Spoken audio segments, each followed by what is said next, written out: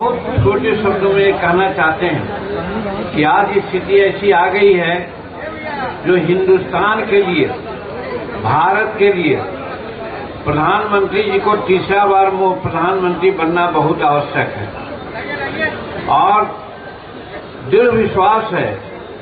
और मैं तो यही कहता हूं कि नरेंद्र मोदी जी की गारंटी है कि इस बार हम लोग 400 पार होंगे और तीसरी बार प्रधानमंत्री नरेंद्र मोदी जी भारत के प्रधानमंत्री होंगे, ऐसा हम लोगों को गारंटी लगता है। इसलिए गारंटी देने वाले कौन?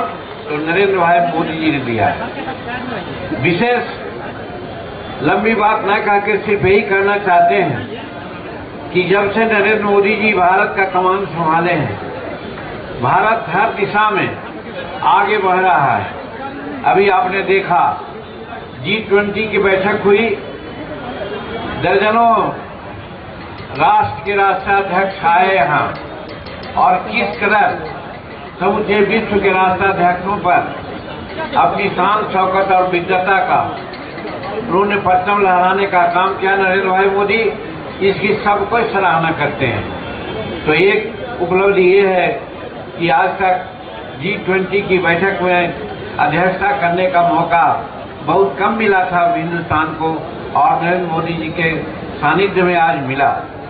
दूसरी बात हम ये कहना चाहते हैं कि हिंदुस्तान, आप जानते हैं, आपको बता दें, बहुत लोग नहीं जानते होंगे कि 1980 से हम बिहार के राजनीति में हैं और बिहार के राजनीति में होने के नाते भारत की राजनीति को भी थोड़ा थोड़ा समझने का हम प्रयास किया है।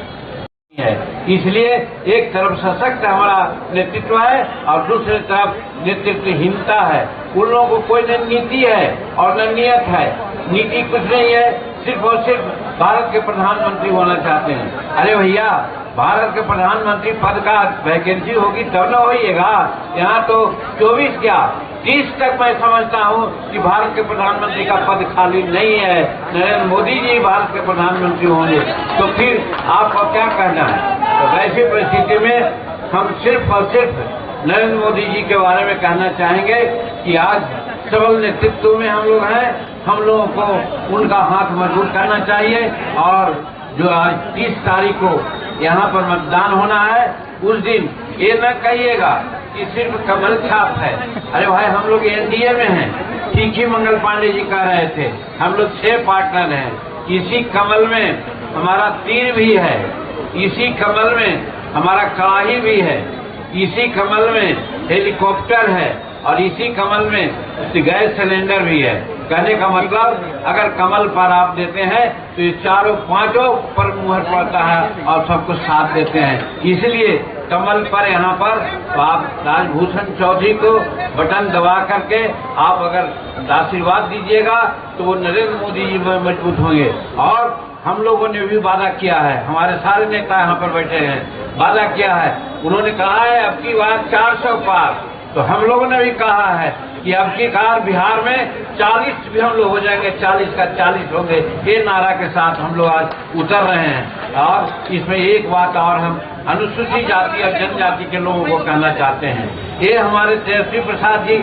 ये हमारे एनडी के लोग पगला गए हैं। वो नहीं समझ रहे हैं कि हमारा शेड्यूल कास्ट और शेड्यूल कास्ट का क्या अस्तित्व है।